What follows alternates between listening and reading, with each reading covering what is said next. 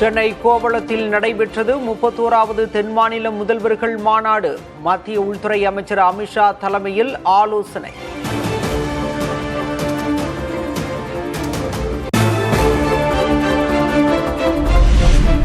தென் மாநில முதல்வர்களுடன் குழு புகைப்படம் எடுத்துக்கொண்ட மத்திய அமைச்சர் அமித்ஷா. முதல்வர்களுடன் மதிய உணவு சாப்பிட்ட காட்சிகள் வைரல்.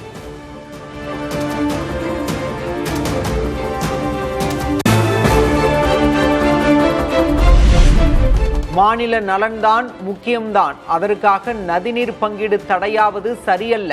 தென் மாநில முதல்வர்களுக்கு மத்திய உள்துறை அமைச்சர் அமித்ஷா அறிவுரை.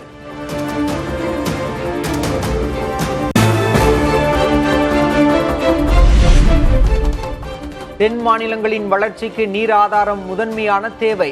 பிரம்மபுத்திரா, காவிரி, கோதாவரி நதிகள் இணைக்கப்பட்டால் நாட்டில் நீர் தட்டுப்பாடே ஏற்படாது எனவும் அமித்ஷா பேச்சு.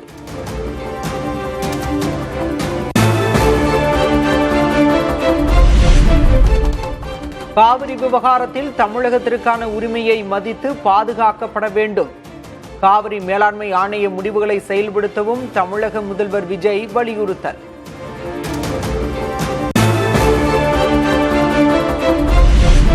மேகதாது அணையால் கர்நாடகாவை விட தமிழ்நாட்டிற்கு தான் அதிக பலன் என அம்மாநில முதல்வர் டி.கே. சிவக்குமார் பேட்டி. பெங்களூரு நகரின் குடிநீர் தேவையை கருதியே மேகதாது அணையை கட்ட முடிவு செய்துள்ளதாகவும் கருத்து. Megadaadu water dam is there. Even a single drop of water, except for drinking water of 5 TMC, the rest water will be left to Tamil Nadu itself from the Megadaadu dam.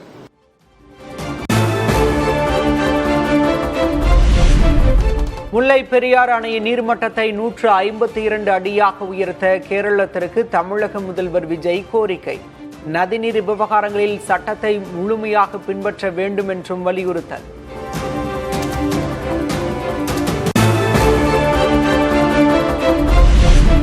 முல்லை பெரியாறில் புதிய அணை கட்ட கேரளம் விரும்புவதாக முதல்வர் சதீசன் பேச்சு. தமிழ்நாட்டுக்கான நீர் பங்கீட்டை முழுமையாக வழங்க தயாராக இருப்பதாகவும் உறுதி.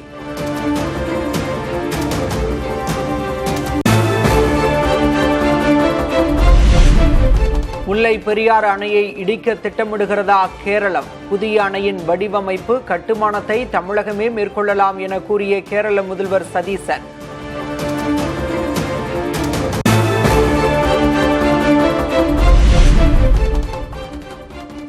சென்னை, பெங்களூர், அமராவதி இடையே புல்லட் ரயில் தேவை என ஆந்திர முதல்வர் சந்திரபாபு நாயுடு வலியுறுத்தல். கோதாவரியுடன் காவிரியை இணைத்தால் தமிழ்நாட்டின் நீர் பிரச்சினைக்கு நிரந்தர தீர்வு காணலாம் எனவும் யோசனை.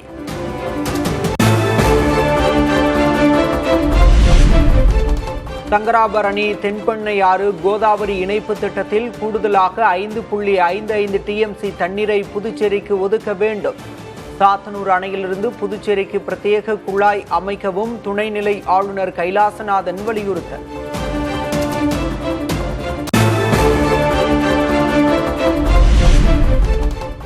தென்னிந்திய முதல்வர்கள் மாநாட்டில் கலந்து கொள்ளாத புதுச்சேரி முதல்வர் ரங்கசாமி. மாநாடு தொடர்பான செய்திகளை தொலைக்காட்சியில் பார்க்கும் காட்சிகள் வைரல்.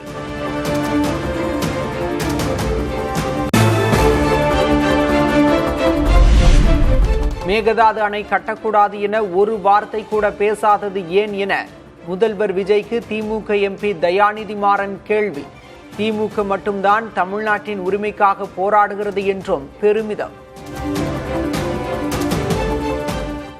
திரு டி.கே. சிவகுமார் என்ன சொல்கிறார்? மேகதாது அணை கட்டுவதால் ஒத்துழைப்பு, தமிழ்நாட்டுக்கும் கர்நாடகம் ஒத்துழைப்பு, இதனால் அதிகமான நாங்கள் தண்ணீர் தர முடியும் என்று சொல்கிறார்.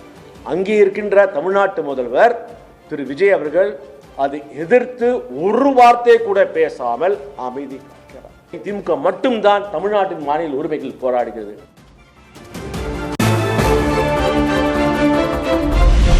கர்நாடக அணைகள் நிரம்பி வழியும் போதும் தமிழகத்திற்கு பெற வேண்டிய நீரை பெற்றுத்தர தகுதியில்லாத அரசு. தாவேக அரசை காட்டமாக விமர்சித்த மார்க்சிஸ்ட் கம்யூனிஸ்ட் கட்சியின் தலைமை குழு உறுப்பினர் கே. பாலகிருஷ்ணன்.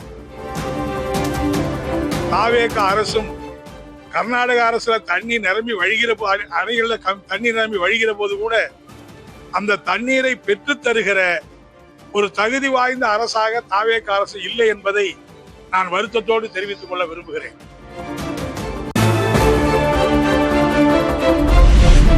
கடல்சார் பொருளாதாரத்துக்கு புதிய திட்டம் கொண்டு வர வேண்டும் என முதல்வர் விஜய் கருத்து. கடல் வழி போக்குவரத்து, மீன்பிடித்தலில் அண்டை மாநிலங்களுடன் இணைந்து செயல்படுவோம் என்றும் உறுதி.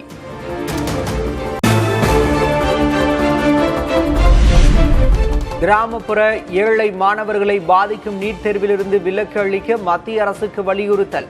12ஆம் வகுப்பு மதிப்பெண் அடிப்படையிலேயே மாணவர் சேர்க்கையை அனுமதிக்கவும் முதல்வர் விஜய் கோரிக்கை.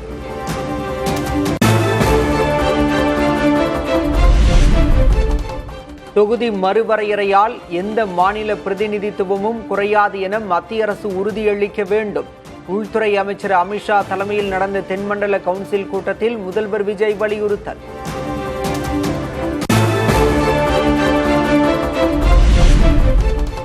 தொகுதி மறுவரையறை விவகாரத்தில் ஒரே வாரத்தில் முதல்வர் விஜய் பல்டி அடித்துள்ளதாக திமுக விமர்சனம். தொகுதி மறுசீரமைப்பை ஆதரிப்பவர்கள் எட்டப்பர்கள் என ராகுல் கூறியது விஜயை தானா என்றும் கேள்வி.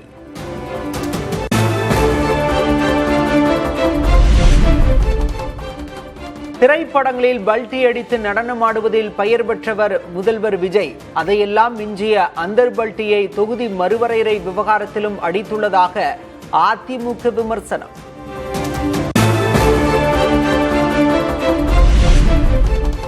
தொகுதி மறுவரையறை விவகாரத்தில் முதல்வர் விஜய் தமது நிலைப்பாட்டை மாற்றியிருப்பது முரண்பாடாக உள்ளதாக தினகரன் விமர்சனம்.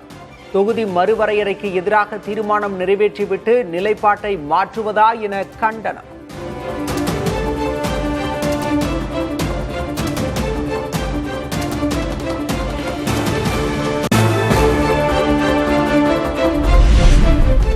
தொகுதி மறுவரையறை விவகாரத்தில் தமிழ்நாடு அரசின் நிலைப்பாட்டில் மாற்றமில்லை. அமைச்சர் நிர்மல்குமார் திட்டவட்டம். நம்மளோட ஸ்டாண்ட்ல எப்போதுமே எந்த மாற்றமும் இல்லை. ஆனா இன்னைக்கு ஃப்ரீஸ்ன்றது மாதிரி இல்லாம குறைக்க கூடாதுன்றத சொல்லிருக்கோம். அப்ப குறைக்க கூடாது அதுல என்னன்னா நமக்கு நம்மளுடைய இது அண்ணன் 543 இருக்கணும். அதெல்லாம் பாதிப்பு இல்ல 39 ஃப்ரீஸ். இதுல வந்து எந்த மாற்றமும் இல்லை. அதை நோக்கி தான் நம்மளுடைய எப்போயும் நம்மளுடைய ஸ்டாண்ட்ல என்ன சொன்னோமோ அதை நோக்கி தான் நம்மளுடைய.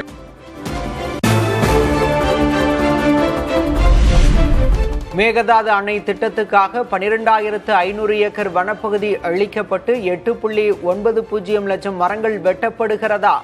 மேகதாது அணை திட்டத்துக்காக கர்நாடக அரசு சமர்ப்பித்துள்ள திருத்தப்பட்ட விரிவான திட்ட அறிக்கையில் வெளியான தகவல்.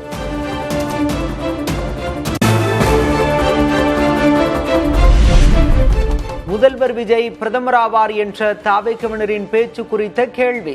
கருத்து சொல்ல மறுத்த கர்நாடக முதல்வர் DK. Sivakumar. Tamil Nadu CM Vijay has been projected as the Prime Minister candidate in I don't want to speak anything. Still we are young. All of us are young. Let us not speak on big issues.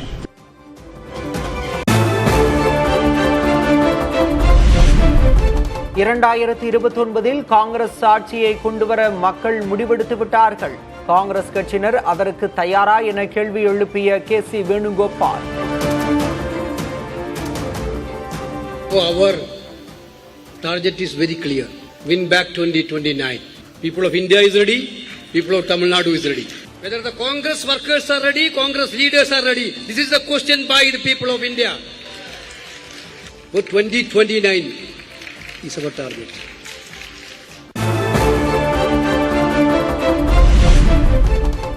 Tamil Nadu Congress பொறுப்பாளர்களின் பதவிகள் மாற்றி அமைக்கப்பட உள்ளது. Tamil Nadu Congress committee தலைவர் மாணிக்கம் தாக்கூர் தகவல். காங்கிரஸ் கட்சியினுடைய அமைப்புகள் அனைத்தும் ஒன்றிய மற்றும் நகர பேரூராட்சி மாவட்ட அமைப்புகள் அனைத்தும் மாற்றப்பட போகிறது.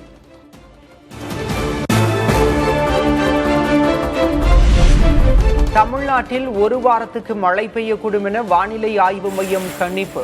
ஒரு சில இடங்களில் பலத்த காற்று வீசும் என எச்சரிக்கை.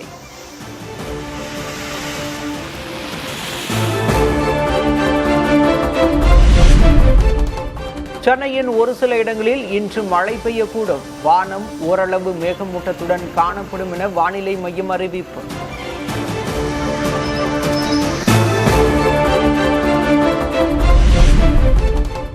உள் தமிழ்நாட்டில் வெப்பநிலை உயரக்கூடும் என வானிலை மையம் அறிவிப்பு. அதிகபட்ச வெப்பநிலை இயல்பை விட 2 முதல் 4 டிகிரி செல்சியஸ் அதிகமாக பதிவாகும் என தகவல்.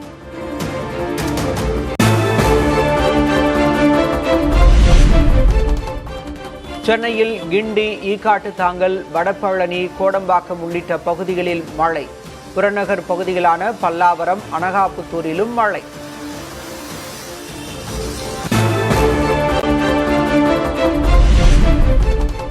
தமிழக சட்டமன்றத்தில் எதிரொலித்த அரிசி விலை உயர்வு. தமிழகம் மட்டுமின்றி அண்டை மாநிலங்களிலும் போர் காரணமாக விலை உயர்ந்திருப்பதாக அமைச்சர் வெங்கடரமணன் பதில்.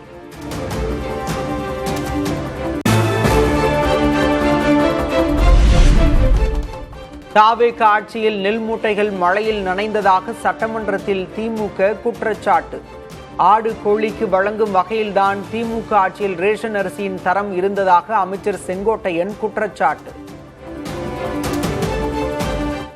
நீங்க ஆட்சிக்கு பொறுப்பேற்ற 3 மாசத்துல இப்ப தொலைக்காட்சியில் பார்த்தா எல்லாம் நெல் மூட்டைகளாம் நனைந்து அதுவும் அதிகமாக ஓப்பன்ல தான் இருக்கு. இப்ப நெல்லை மழை நனையாமல் முளைக்க விடாமல் இருந்த காரணத்தால் தான் நெல் இப்போ ரேஷன்கள்ல இப்ப இங்கே வெள்ளை அரிசி வருவதற்கு ஒரு காரணமும் உண்டு.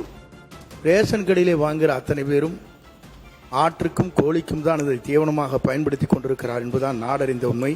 அதை சில பேர் பயன்படுத்துவதில்லை என்பதுதான் உண்மை. ஏனென்று சொன்னால் சில பேர் தரமில்லாத அரிசி வருகிற போது இதை சில பேர் அதை பயன்படுத்தினார் என்று எங்களுடைய எல்லாம் தகவல் வந்திருக்கிறது.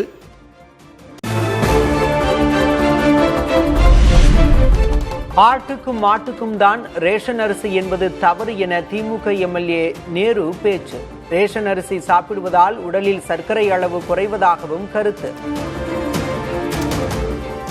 ஆட்டுக்கு மாட்டுக்கெல்லாம் இல்லை, இன்னைக்கு ரேஷன் அரிசி எல்லா மக்களும் சாப்பிட்றாங்க. நீங்க உனக்கு வச்சீங்க இந்த ரேஷன் அரிசி. காரணம் ரேஷன் அரிசி சாப்பிடுகிற போது அந்த சர்க்கரை அளவு குறைகிற காரணத்தால் எல்லா மக்களும் அதை எடுத்துக்கொண்டிருக்கிறார்கள்.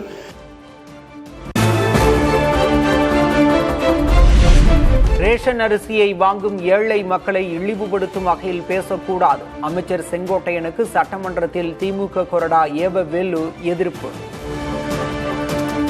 சீனியர் சட்டமன்ற உறுப்பினர் அவை முன்னவர் கொச்சைப்படுத்தலாமா? ஏழைகள் வாங்கி சாப்பிடுகிற அரிசியை அது ஆடு மாடு தான் தின்றாங்கன்னு சொன்னீங்கன்னா அதுக்கு என்ன பேரு?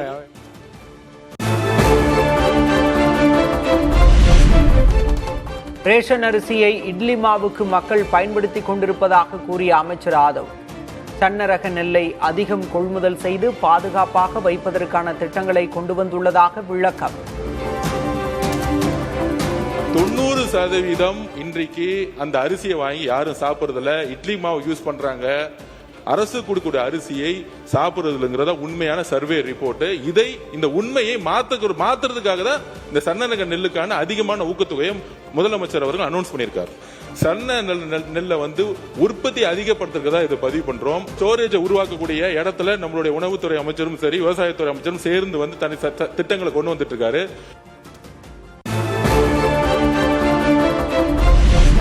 நெல் மூட்டைக்கு விவசாயிகளிடம் கமிஷனா? சட்டமன்றத்தில் காரசார விவாதம். முறைகேட்டில் ஈடுபடுவோர் மீது கடும் நடவடிக்கை எடுக்கப்படும் என அமைச்சர் வெங்கடரமணன் எச்சரிக்கை. காலங்களில் நேரடி நெல் கொள்முதல் நிலையங்கள் மூட்டைக்கு 40 ரூபாய், 50 ரூபாய், 60 ரூபாய் லஞ்சமாக பெறுவது நடைமுறையாக இருந்து வந்தது. இவ்வரசு அமைந்த பின்னர் அதை களைவதற்காக பல்வேறு நடவடிக்கை மேற்கொள்ளப்பட்டு வருகிறது. எங்கள் ஆட்சி லஞ்சம் என்று பதிவு செய்கிற நீங்கள் உங்கள் பேச்சு இந்த ஆட்சியிலும் 50 ரூபாய் லஞ்சம் பெறுகிறார்கள் நெல் கொள்முதல் நிலையங்களில் என்று ஒத்துக்கொள்ள தயாரா? இப்போதும் அங்கு வாங்கப்படுகிறது என்று நம்முடைய முன்னாள் அமைச்சர் அவர்கள் சொல்லி இருக்கிறார்.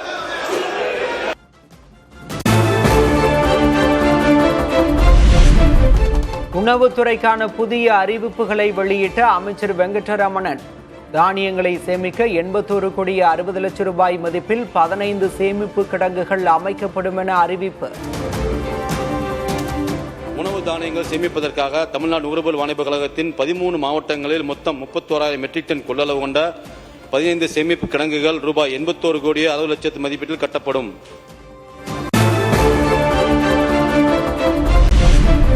மயிலாடுதுறையைச் சேர்ந்த மீனவர் சவுதியில் கொல்லப்பட்டது தொடர்பாக கவன ஈர்ப்பு தீர்மானம் கொண்டு வந்த எடப்பாடி கே பழனிசாமி கொல்லப்பட்ட மீனவர் மாவீரனின் உடலை சொந்த ஊர் கொண்டுவர பாமக, மதிமுக உள்ளிட்ட கட்சிகளும் வலியுறுத்தல்.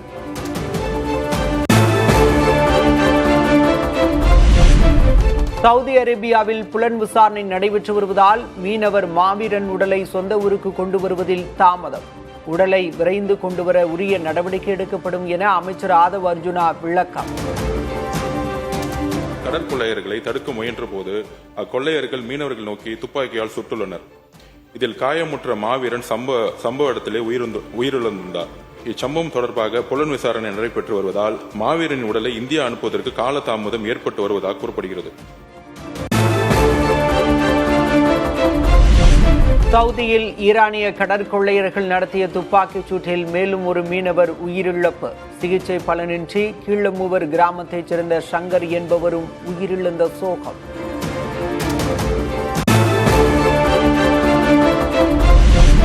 ஆந்திராவில் சென்னை காசிமேட்டைச் சேர்ந்த மீனவர்கள் மீது தாக்குதல் நடத்தி படகுகள் பறிமுதல் செய்யப்பட்ட விவகாரம். விரைந்து படகுகளை மீட்க நடவடிக்கை எடுக்கப்படும் என அமைச்சர் ஸ்ரீநாத் உறுதி.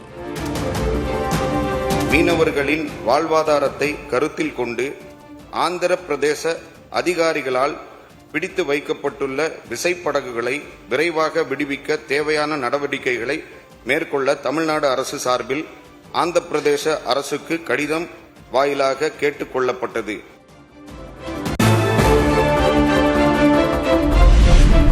பட்டாசு தொழிலை காக்க நடத்தப்பட்டு வரும் போராட்டங்களை சுட்டிக்காட்டிய தங்கம் தென்னரசு, பிரச்சினை முடிந்த பிறகும் போராட்டங்கள் நடத்தப்படுவதால் தான் அரசியல் புகுத்தப்படுவதாக கூறுவதாக தெரிவித்த அமைச்சர் கீர்த்தனா.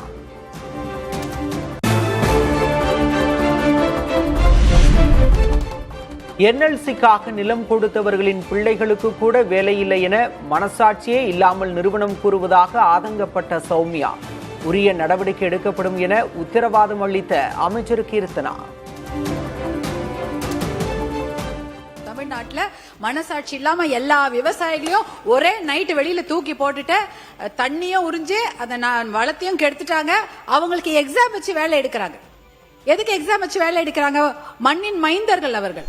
நம்ம முதலமைச்சர் என்னைக்குமே விவசாயிகளுக்கு ஏதாவது ஒரு பிரச்சனைனா நிக்கிறவரு. கண்டிப்பா அந்த பிரச்சனையை நாங்க இன்னைக்கு சால்வ் பண்ணி தருவோம்.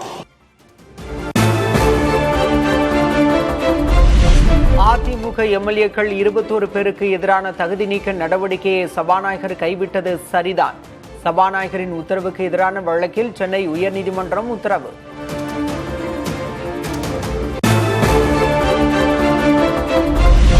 நிதி நிறுவன மோசடி வழக்கில் கைதான தேவநாதன் யாதவ் சுதந்திர போராட்ட தியாகியா என உயர்நீதிமன்றம் கேள்வி.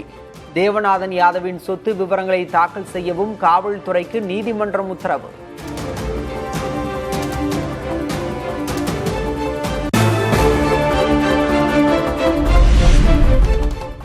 நாகை வேளாங்கண்ணி பேராலய திருவிழாவையொட்டி சிறப்பு ரயில்கள் இயக்கம். வரும் 24, 31 மற்றும் செப்டம்பர் 7ஆம் தேதி இரவு 11:50 மணிக்கு சென்னை தாம்பரத்திலிருந்து புறப்படும் என அறிவிப்பு.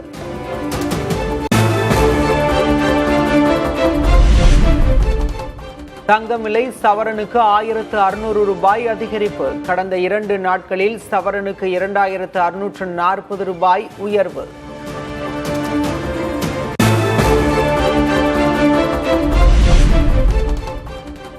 வெள்ளி விலை கிலோவுக்கு 10,000 ரூபாய் உயர்வு. சென்னையில் 1 கிராம் வெள்ளி 260 ரூபாய்க்கு விற்பனை.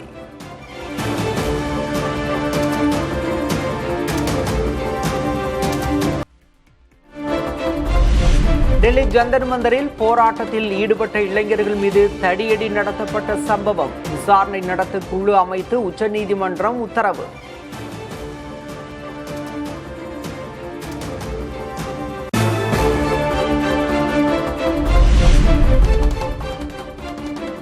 ஜார்க்கண்டில் அரசு பணியாளர் தேர்வை ரத்து செய்த மாநில அரசின் உத்தரவுக்கு இடைக்கால தடை. ஜார்க்கண்ட் உயர்நீதிமன்றம் அதிரடி.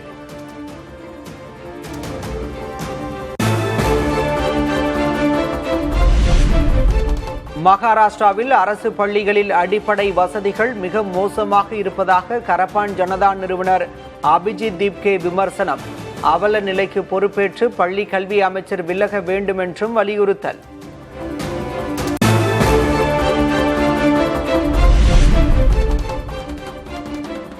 லடாக்கில் அமைகிறது ஜம்மு காஷ்மீரின் உயர்நீதிமன்ற அமர்வு. மத்திய அமைச்சரவை ஒப்புதல் அளித்துள்ளதாக உள்துறை அமைச்சர் அமித்ஷா அறிவிப்பு.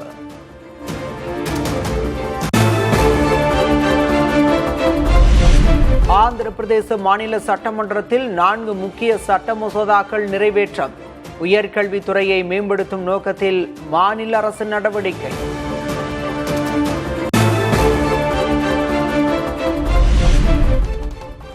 உத்தரப்பிரதேசத்தில் பெய்து வரும் கனமழை காரணமாக கங்கை மற்றும் யமுனை ஆறுகளில் வெள்ளப்பெருக்கு. படித்துறைகள் வெள்ளத்தில் மூழ்கியுள்ளதால் பக்தர்கள் பாதிப்பு.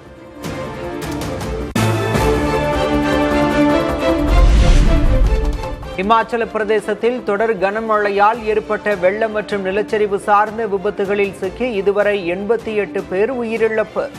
மாநிலம் முழுவதும் 156 சாலைகள் முடங்கிய நிலையில் 1108 கோடி ரூபாய் அளவிற்கு இழப்பு ஏற்பட்டுள்ளதாக தகவல்.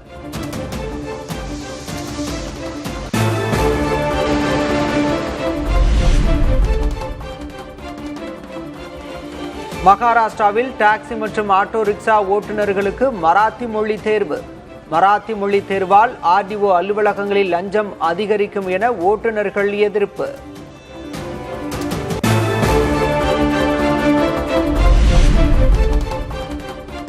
வங்கதேசத்தின் 23வது அதிபராக மிர்சா ஃபக்ருல் இஸ்லாம் ஆலம்கீர் தேர்வு.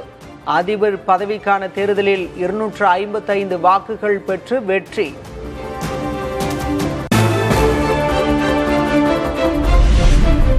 ஈரான் பொருளாதாரத்தை முற்றிலும் நாசமாக்கி விடுவோம் என அமெரிக்க அதிபர் ட்ரம்ப் எச்சரிக்கை. ஈரானுக்கு உதவும் நாடுகள் மீதும் கடும் நடவடிக்கை பாயும் என மிரட்டல்.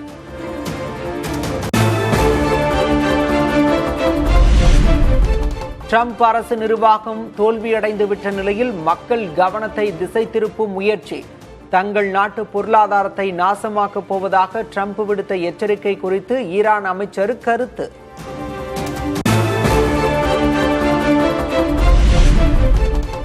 யுக்ரைன் தலைநகர் கீவ் மீது ரஷ்யா விடிய நடத்திய தாக்குதலில் 12 பேர் உயிரிழப்பு, 33 பேர் காயம். கட்டடங்கள் தீப்பிடித்து எரியும் நிலையில் தீயை கட்டுப்படுத்த போராட்டம். ரஷ்யாவில் மீண்டும் தலைவிரித்தாடும் எரிபொருள் தட்டுப்பாடு. மாஸ்கோ நகரில் எரிபொருள் நிரப்ப நீண்ட வரிசையில் காத்து கிடக்கும் வாகன ஓட்டிகள்.